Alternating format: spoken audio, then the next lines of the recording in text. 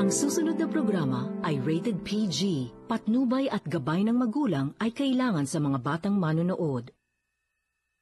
Litri kapatid, sagot kita. Mga masama lagot ka na. Ang babangga magigiba. Ang aksyon na agad sila. Sa ulo ng bakbakan ngayong gabi, usok at talikabok ng pabrika ng tela sa Caloocan. Naluluto na raw ang baga at lalamunan ng mga nakatira sa kabahayan sa paligid nito. Pero ang kinaukulan, bulag at bingi raw sa reklamo ng mga residente. Tikman nyo ang aming ambush mamaya. Naniniwala ba kayo sa faith healers? Kung ganon, huwag basta-basta maniwala sa mga hindi kakilala at kumakatok sa inyong mga bahay. At ang sasabi sila'y manggagamot, ang pakay ay manloko! Sa bigwas ng T3, muli namin ihatid ang mga kasong aming naaksyonan.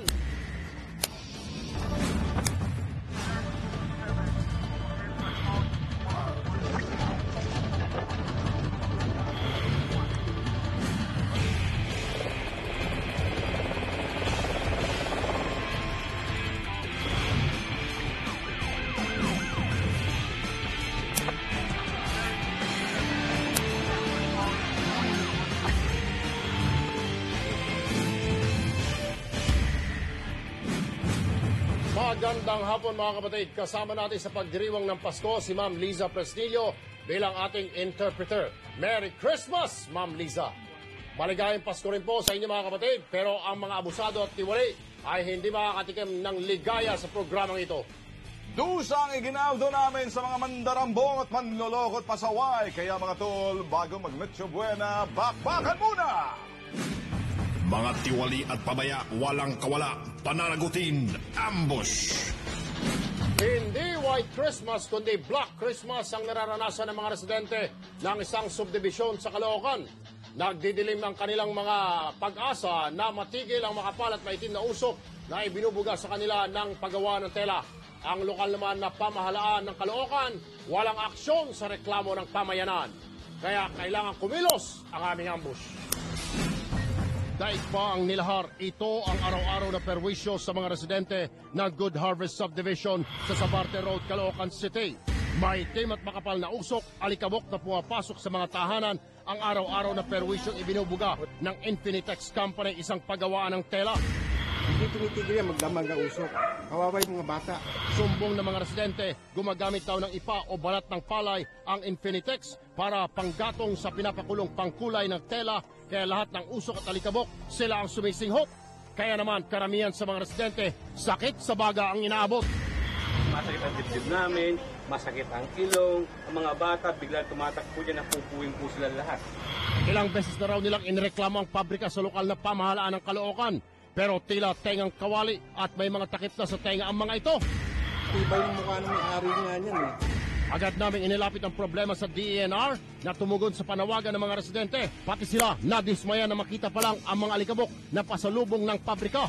Dapat yung mga flyers natin o dili kaya yung mga particulates na yan, dapat nakokontrol yan para hindi maka-apekto dun sa mga residente at saka sa environment.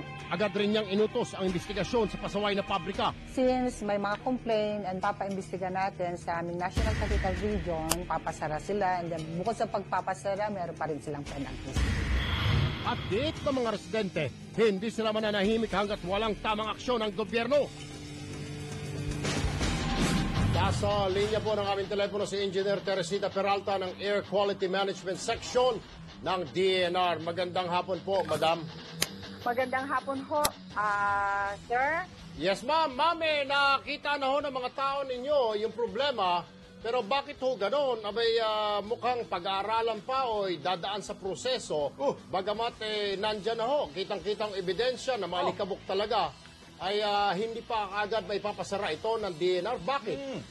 Unless po na magkaroon tayo ng ebidensya or kailangan ho nating makikakolekt ng samples para malaman kung saan po hanggang saan ang kanyang exceedance sa ating mga emission standards. Kailangan po yung sampulan para meron ho tayong sapat na ebidensya para sa pagpapasara ng kumpanyang po yan.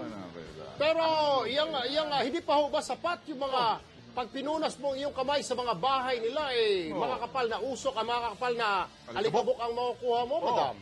Hindi ba sapat Oho, yun? nandyan po yung mga makakapal na usok at saka yung mga pag-imik ng usok. Talaga pong nakikita na mausok. Excessive smoke po ang tinatawag natin doon. Okay. Although, kailangan pa ho natin talaga yan. Sasampulan kung yung excessive smoke na yan ay lumagpas na ho sa tinatawag nating mga emission ambient standard.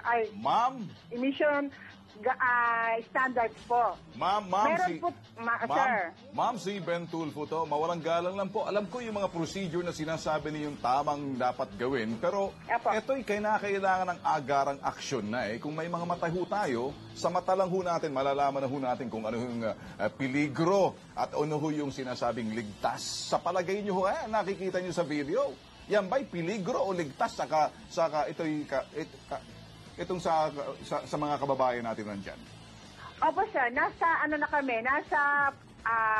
patungo na po kami sa pagsasample sa sa area na yan. Actually po, i-coordinate na namin po sa National Capital Region Okay. tungkol po sa pagsasample. Pagkukolekta ng mga Makabutin tayo ng Valentine's Day. particulates within the area. Ay, ganito na lamang siguro, Attorney Engineer Peralta, ma'am. Kailan ho kaya kayo makakuha ng sample at kailan inaasahan mapasara? Kasi kung ako tatanungin ninyo, bagamat hindi po ako tiga-DNR, sa tingin ko lamang, at saka ako'y napunta dyan, sa langhap pa lamang ng hangin, mukhang hindi na ho talaga tama. Kailan ho kayo mapapasara yan? Yun lang ang importante para sa akin. Opo, sir. Inaayos na namin yung mga equipment o yung mga makina na pagkolekta ng mga samples para sa gayon makapag-sample na kami sa area po ng compound na yan. Kailan ho? Kailan? Sa next week po. Next week. Actually po At saka mga ilang araw ho, pag nakuha kayo ng sample, ilang araw naman bago kayo makapag-issue ng closure order. Yung resulta. Sir. Yung sa resulta, gagawin natin kagad kasi kailangan po natin timbangin yan at kailangan din natin i-measure. Base po sa laboratory analysis na yan, ang enough na po siguro yung mga 3 araw. Ayun, 3 araw, ma'am, ha? 3 araw? 72 hours. Tatlong araw po. So, ibig sabihin bago mo mag-New Year, medyo magandang hangin na malalahap ng mga kababayan natin dyan. Apo, sir. Gagawin mo natin lahat ang Sige, engineer. Alright, engineer, babalikan ka namin, ma'am, ha? Kung yan January 1, habang ang mga kababayan natin nagpaputok, baka yan, iba ang pinaputok ng kumpanya na yan. So, inaasahan namin sa January 1, medyo hindi na bumubuga ng itim na usok yan, madam. Apo, sir. Alright. Kailangan natin ng ebidensya para sa pagpapasara ho sa kumpanya. Sige, maraming salamat sa Engineer Teresita Peralta. Asahan ho namin yan. Samantala, alamin naman natin dito kay Vice Mayor Edgar Rice ng Caloocan. Vice, magandang hapon. Ay, magandang hapon, Rocky. Erwin po ito, Erwin at saka Ben. Erwin. Magandang hapon, at saka Erwin. Ben, Vice, ano ba magagawa ninyo? Dito sa problema na ito, baka meron pa ba kayong magagawa? Ang pwede natin gawin dyan, I'll be visiting the area Monday morning. Tapos make sure of the complaint. Then I will go to Executive Director Mitch Kuna of the Environmental Management Bureau. Kung makikita natin malupa talaga, baka kahit na hindi pa tapos yung measurements kung baka pwedeng temporarily suspend muna yung operation. Alam mo, sir, ako'y kinakabahan dito, Vice. Baka ito'y kaibigan ni Mayor Echeverry. Echeverry, good afternoon. Pero kung ito ay kaibigan ni Mayor Echeverry na iyong katunggali, kasi lagi na inireklamo pala ito, Tolben sa kanila. Sa lokal na pamahalaan. Ayaw raw kumilos ni Mayor Echeverry, Vice. Actually po, this is the first time na nakarating sa akin yung problem na yan. Pero actually, yung Environmental Management Bureau po, pwede naman niya kagad aksyonan.